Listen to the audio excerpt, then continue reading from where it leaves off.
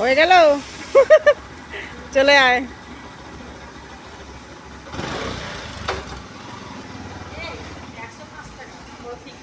কটা নিয়েছিস? নিমকিটা। তো বন্ধুরা দেখো, আমরা একটা কারখানায় এসেছি। আমার বান্ধবী এই দেখো নিমকি নিয়েছে। এই দেখো পুরো কারখানাটা তোমাদের ঘুরে দেখাচ্ছি।